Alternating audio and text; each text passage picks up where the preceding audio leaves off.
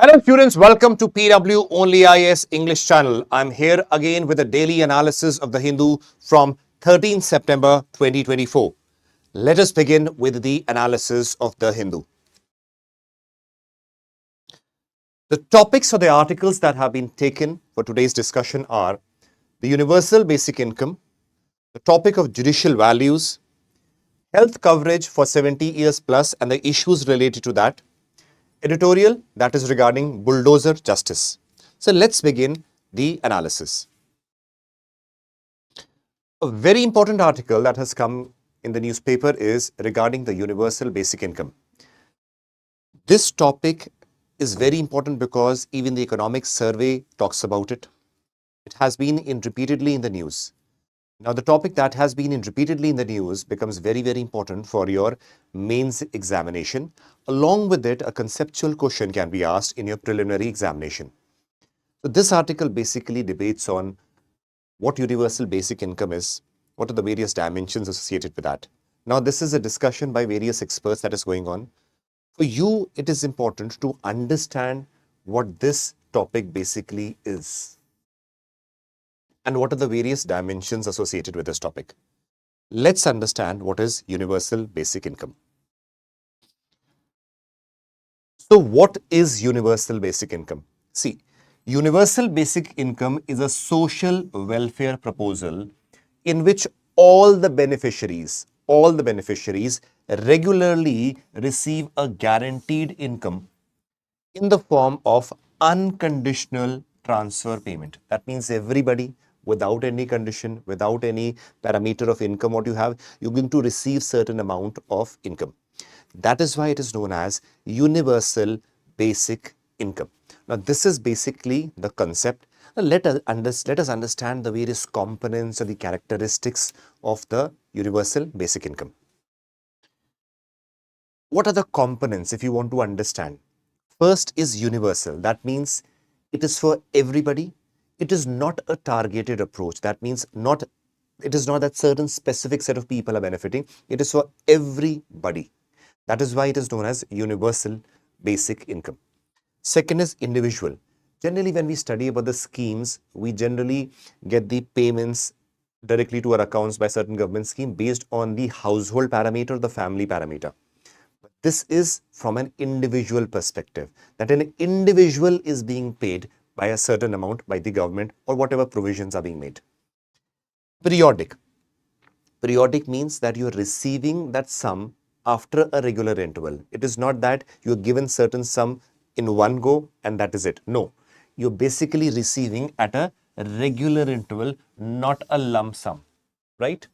Next is unconditional. It does not put any condition on you that because of this condition, you will not receive the universal basic income. No, it is unconditional, irrespective of the income or the prospect of the job. You will receive this particular amount.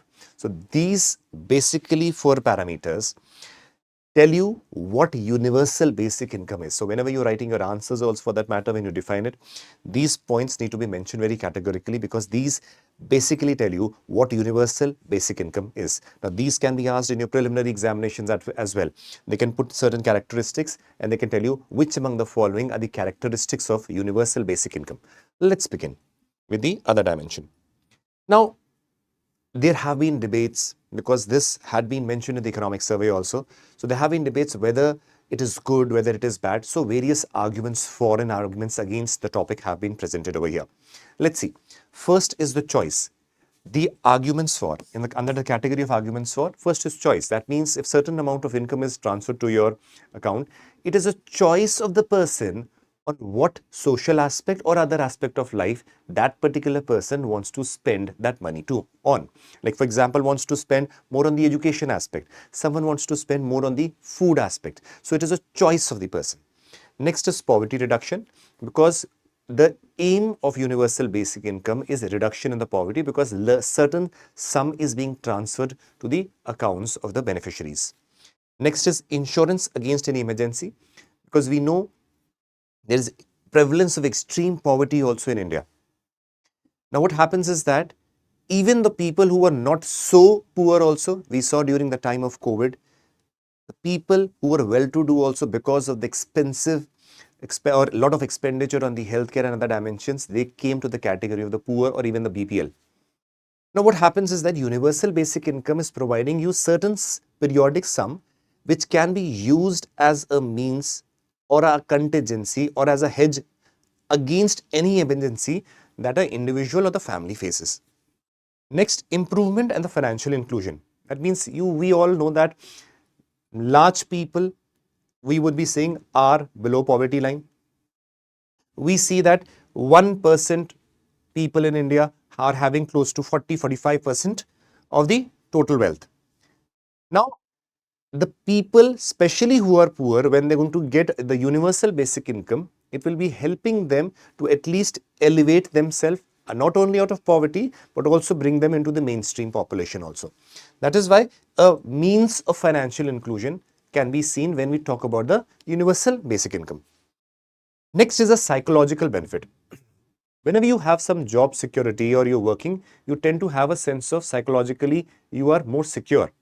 Similarly, UBI, according to the United Nations also, works as a means of improving your psychological conditions, or a mentally, that means you know certain amount is going to be received, or I'm going to get that amount in my bank account on a regular basis. So it gives a sense of satisfaction, a sense of insurance that this amount will be received. Next is equitable distribution of wealth. Now, though India is progressing towards the market economy and it is going in that direction, but we still know that the roots of the Indian democracy is social democratic structure.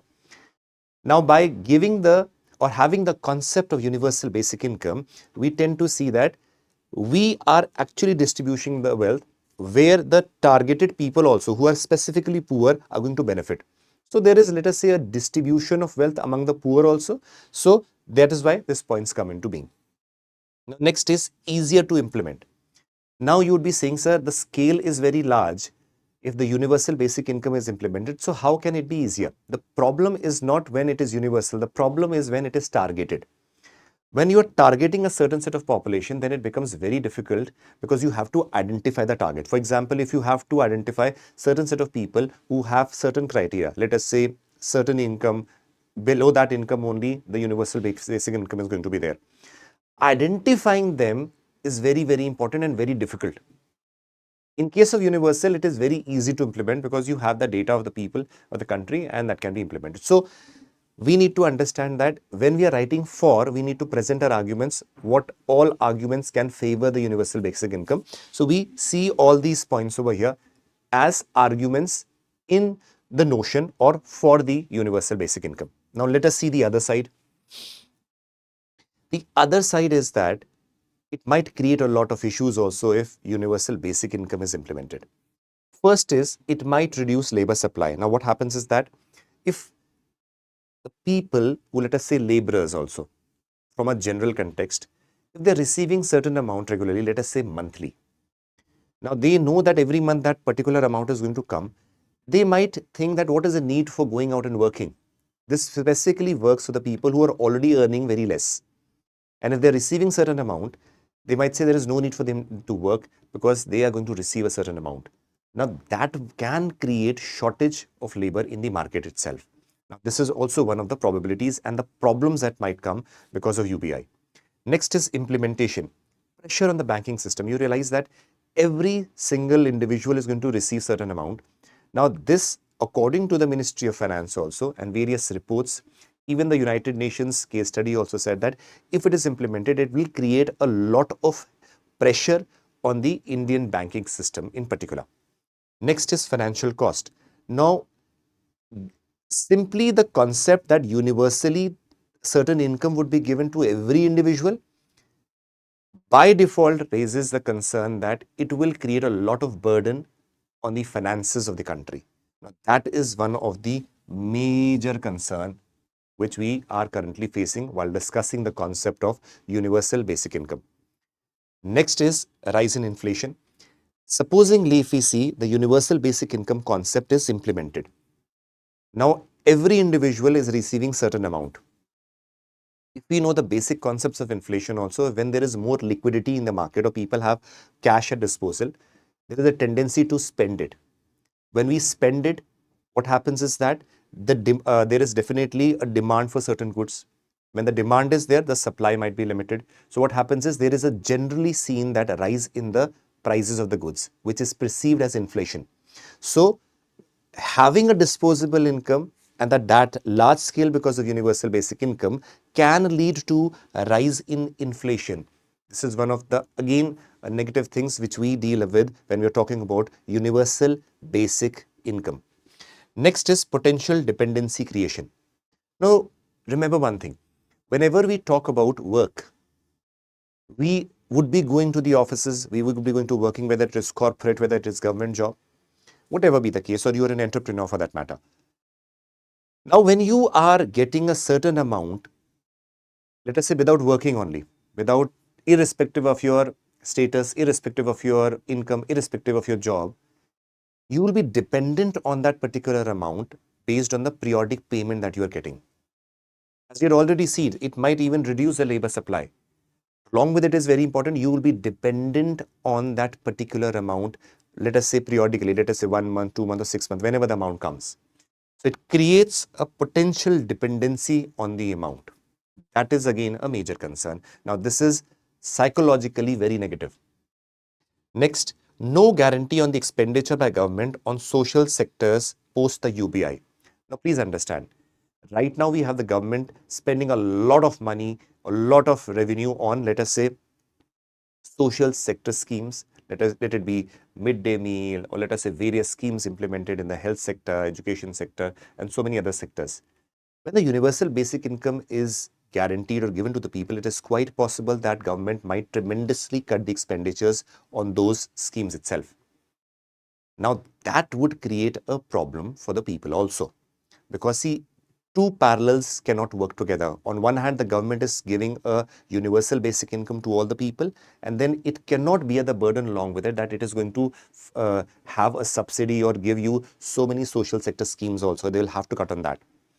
Now, supposingly you are getting so many social sector schemes, let us say the insurance scheme and PMJ scheme or whatever, let us say midday meal scheme. When we talk about these schemes, you realize that though it might not be impacting us directly, it is impacting India as a whole to a great extent through poverty alleviation, nutritional aspects, and obviously developing India as a whole. But now, when you have the UBI with you, universal basic income, now you might use that money for, let us say, for a consumption expenditure, let us say for something that is not needed. Now that money is gone, disposed of, or consumed. Now you have to bear the burden of the healthcare, the education sector, everything on your own. So this is one of the major issues that might come up when we talk about the universal basic income. Let us move ahead. What is the economic survey talking about? Now we have seen what is universal basic income. We have seen what are the pros, what are the cons or arguments favor and against. Now this is an official stand or a recommendation by the economic survey.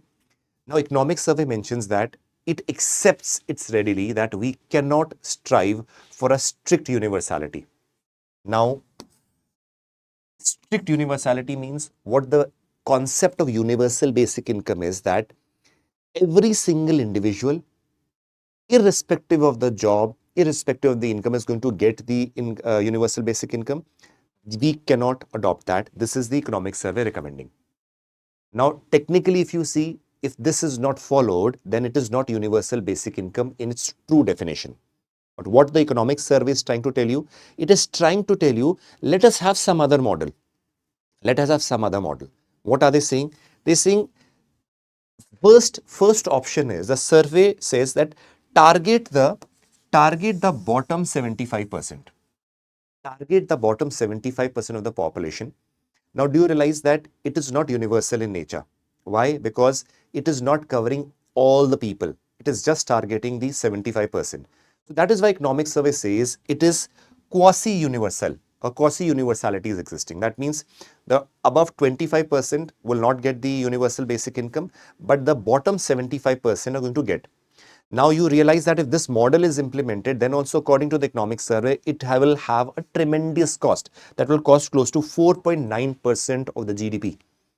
The amount of expenditure that we are going to bear is close to 4.9% of the GDP. Now, this is one suggestion. Second suggestion is, other alternative is targets women. That means all the women would receive the universal basic income. Only the women, not the men. This is one alternative. Another alternative. Now you'll be asking why. Please remember, there have been schemes, let us say, which have earlier also basically targeted towards women, so that if they are empowered, it leads to empowerment of the family as a whole. If they have income at the disposable, they know how to use it in a right manner. That is why they say if the universal basic income is received by the women, it will overall help in better utilization of the income and the resources, and overall help in the benefit or the development of the family as a whole. Second alternative was given by the economic survey. Third is to start with the UBI for certain vulnerable groups. Depends whether we are targeting on based on the economic status, or let us say certain vulnerable sections, let us say SCs, scheduled tribes, or OBCs, or whatever be the case, or let us say the women or the disabled people, whatever vulnerable groups are selected. They said, let us start with a vulnerable group and then see and how we can proceed ahead. Now, economic survey is against the concept of the core definition of universal basic income, because that will be itself very problematic from the financial aspect also and implementation aspect also. So they have suggested these three models. This is what the stand of the economic survey or the official document is. This is what was from the aspect of universal basic income. Let's move ahead. Judicial values. Now please remember, there was a why this news is an article is because we saw the Honorable Prime Minister visiting the Chief Justice's house with respect to some puja. Now there were concerns raised, can a head of one wing, let us say the executive wing, or is meeting the head of the judiciary? Now that is in that context this particular topic comes. Judicial values. Now please remember, this topic is important not only from the perspective of paper 2 but also paper 4, ethics. I'm telling you, it is quite probable this year or next year you'll be asking, what do you mean by judicial values and what are the possible judicial values? And then you will be asked based on the question how to examine them. So what I've done is I basically used the official values, the statement that the Supreme Court has adopted, and listed those points in front of you. We'll quickly go through them so that you get an idea what are the expected values that every judge or the judicial system should have. But before that, we need to understand what judicial values are. What are judicial values? See, these are the principles that guide the conduct of the judges and the judicial or the justice system. Now, this is what are the judicial values, these principles which guide the conduct of the judges and the justice or the judiciary system. Now, let us move ahead with the aspect. Now, remember, there is a restatement of values of judicial life. This is an official document which was adopted by the Supreme Court in 1997. Now, this becomes very important because this enlists what is expected of the judges and the judicial system. We'll quickly go through them. This is important again with respect to your paper 4 in particular, also paper 2, because the question can be asked on that. First, the behavior and the conduct of the members of the higher judiciary must reaffirm the people's faith in the impartiality of the judiciary. That means the conduct of the members should be such that people should always have a belief system that the judiciary is impartial in nature. Second, judge should not contest the elections in any office of club, society or association. Why? Because the judge is already having a very important position in the judicial system. Conducting or being a part of the election or some club might lead to some conflict of interest and misuse of power. So they are refrained from being a part of the election process of any club or society. Next, close association with individual members of the bar, particularly the same court, is eschewed. Eschewed, that means completely avoided. One should completely avoid it or should not indulge in. That means if you are a judge of a court, you should refrain from having close relationship with the lawyers or the members of the bar over there, because that might again lead to some conflict of interest taking place. Again, it basically focuses on the concept of impartiality, upholding your value system so that you conduct or do your duties in a proper manner. Next, judge should not permit any member of his immediate family to appear before him in the court. Specifically, if the person is a member of the bar and his, let us say his judge's son, daughter, daughter-in-law, or let us say wife, should not appear before him, the court, because that would again lead to conflict of interest. When the judge is sitting in the place hearing the cases, in that time, the family members should not be a party. No member of his family who is a member of the bar shall reside in the residence of the judge. Now, for example, judge is residing in, let us say, a particular residence which is provided by the government, and his family members who are lawyers or members of the bar in that court should not reside with him, because there will be again issues or problems that may lead to conflict of interest. That is why this has been suggested. Next, a judge should practice a degree of aloofness. Aloofness means should not be in a condition which he is mingling with so many people on a continuous basis, because then there's a possibility of some malified intention of a person talking to the judge, and in a long term might lead to some corrupt practice coming in. So sophisticatedness is what is expected, and little bit distance from the other people, because the job or the dignity of that position demands that. Let's move ahead.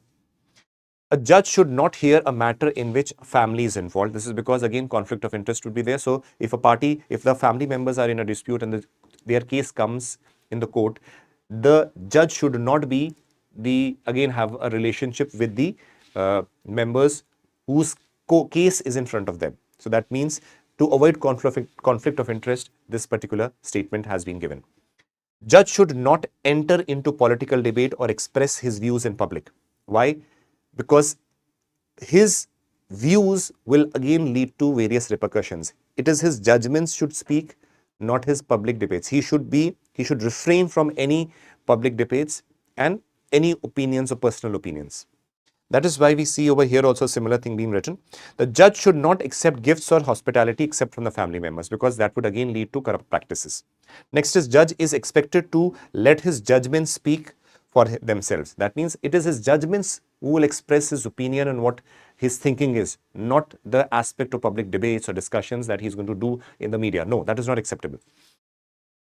Next, the judge should not hear a case of a company or a firm which he is a party. For example, if he is a party or let us say a stakeholder in a company, or his family are stakeholders, then he should not hear that case. Again, to avoid conflict of interest. A judge should not speculate in shares, stocks, or like. That means because on one hand, let us say a judge is giving a judgment related to some shares or company whose shares might be impacted, and on the other hand, supposingly a judge is, let us say, buying or selling the shares of that particular company. Now that will lead to corrupt practices. So that is why the judges are refrained from speculating in the shares in the stock market. Next, the judge should not engage directly or indirectly in trade business, either himself or in a party with others. This is again so that the judge is committed to the work that he is doing. So he is refrained from getting involved directly or even indirectly in any trade or business, other than the work that itself is so demanding, that is of a judiciary or being a judge. Next, a judge should not ask for or be involved in raising of funds. Now, this can again lead to a malified practice if he does that. So that is why he is refrained from, let us say, raising of any particular fund. That is not the job of a judge, and that is why he is prohibited from doing anything of like that. Next, a judge shall not see any kind of financial benefit, because seeking of any financial benefit goes against the spirit of impartiality, and then that is a corrupt practice. Every judge must at times be conscious that he is under a public gaze, and he should be no act of omission by which becomes unbecoming of the office. That means because he is a public figure recognized by the people, you should not do anything that creates, let us say, or hurts the dignity of the office of the judge. Now, these are the judicial values which have to be upheld by the judges of the Supreme Court as well as the other judges. Next, move ahead. Next is good but not good enough. Do you realize this particular photograph that I've put is from the analysis, yesterday's analysis. We had told you that the scheme PMJ has been extended to the elderly people 70 years and above. Now, we had seen those basically the schemes, what it all entails. That means health coverage for senior citizens 70 years and plus, 5 lakh free health cover per family, issuance of new digital card, and open to continue with the scheme previously or shift to the new scheme. Now, this is something that we had done yesterday, that is 12th of September. Now, the article that again has come in the newspaper is basically dealing with the issues that are prevailing with respect to this particular scheme or the extension of this scheme to the elderly people. Now, let us understand what this article talks about. Now, let us see the analysis of the issues. See, though it is a positives action that has been taken where we see that it is being extended to the elderly people, that is appreciable and a right way forward. But along with it, there are certain problems that are there. First, it is limited only to the secondary and the tertiary care. It does not include any primary care. It is only secondary, limited to secondary and tertiary. Now, this is again a loophole. Second, absence of coverage for outpatient care. Outpatient care means that you are not hospitalized.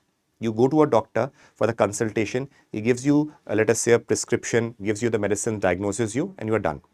Now, you tend to pay certain amount of fees that might be as high as 2,000, 3,000 also.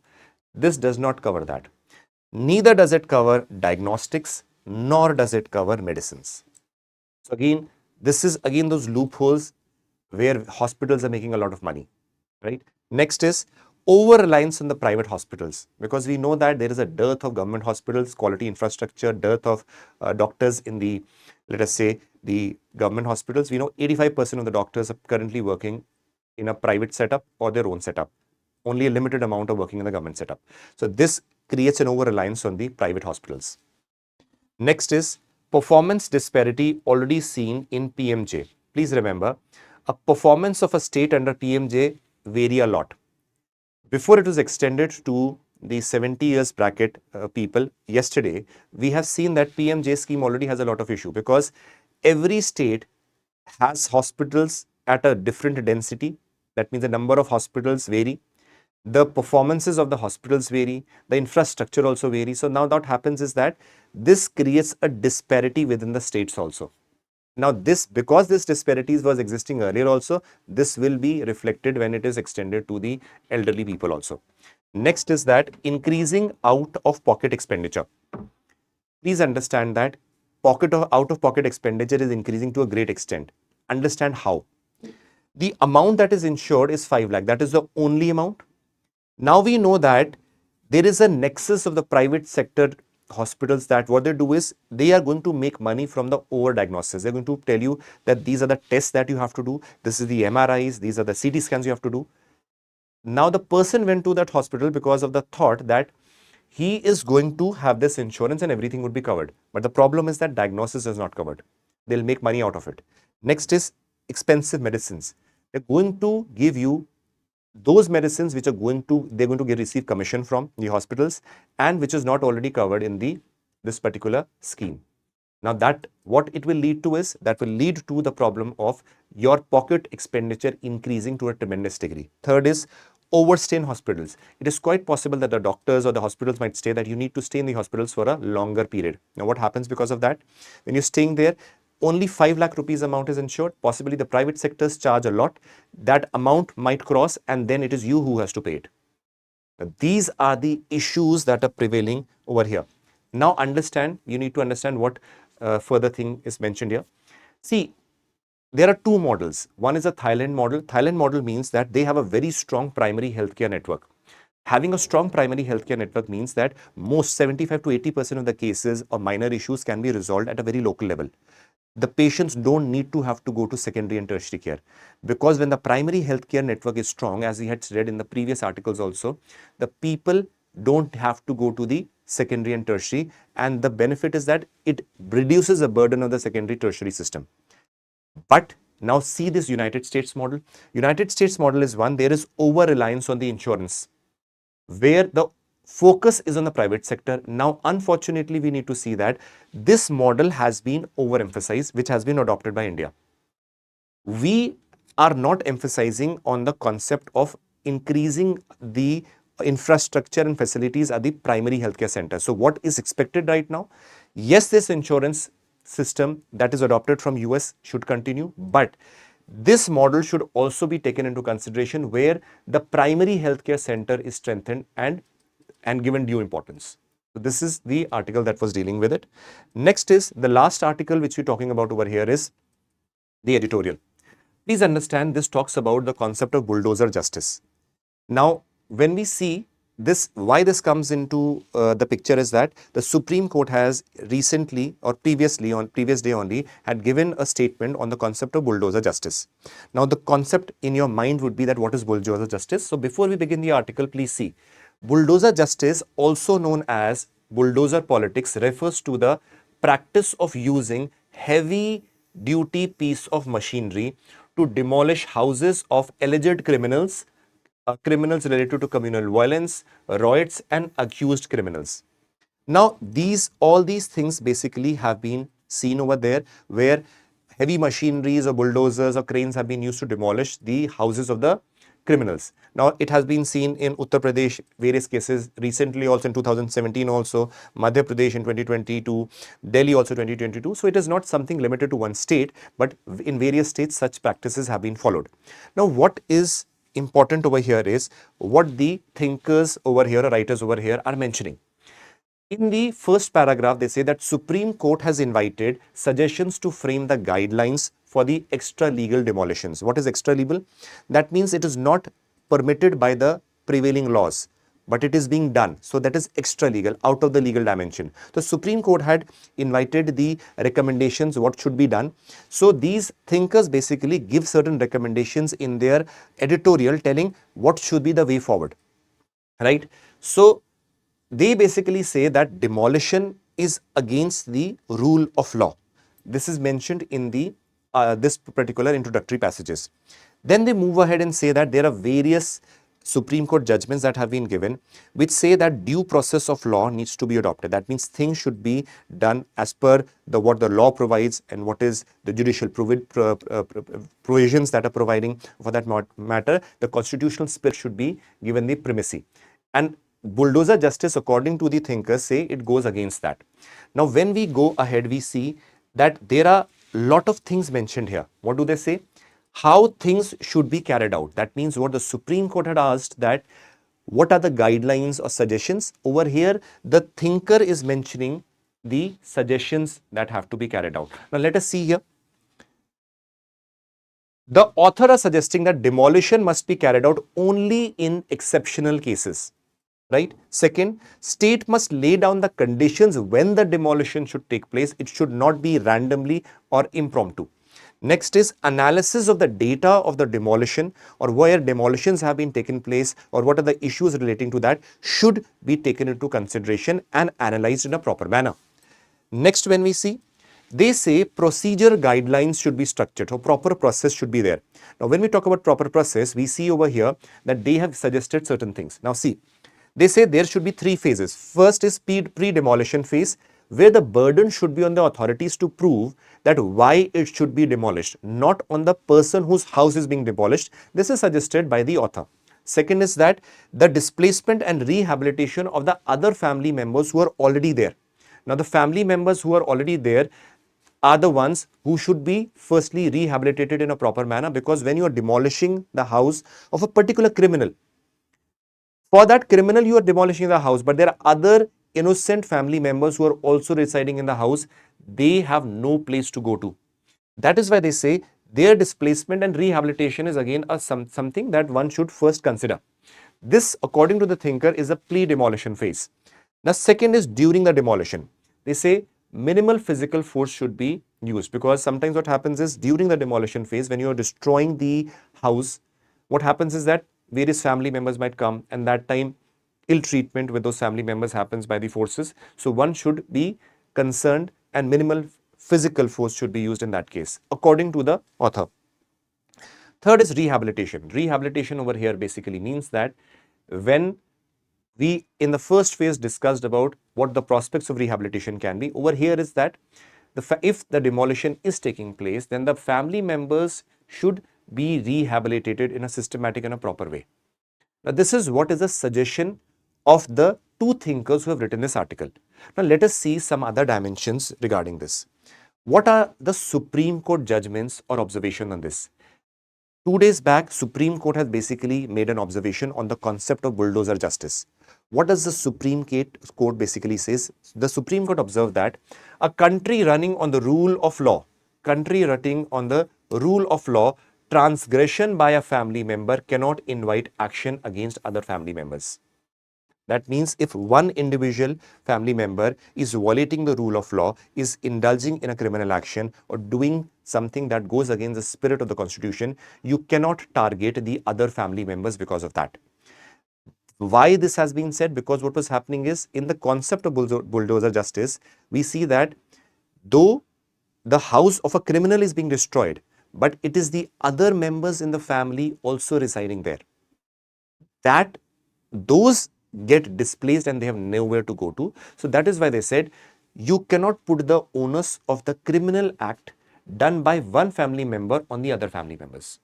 Next is Bachchan Singh versus the State of Punjab 1980. These are the old judgments. They basically stressed on the concept of fundamental rights, rule of law that should be kept and give an emphasis on. Now, as we move ahead, he said even the United Nations emphasized on the right to adequate housing and compensation for forced eviction. Now, what is the stand? What should be done is that, as the Honorable Supreme Court has observed on its judgment regarding the bulldozer justice, is that if it is done, we need to do it in a very phased manner, in a proper manner. Even what the authors are suggesting, that proper analysis of the data should be done. Family members should also be taken into consideration, what will happen to them, and then certain action should be taken. So there is a proper plan that is there, and for that what we require, a standard operating procedure, SOP is required.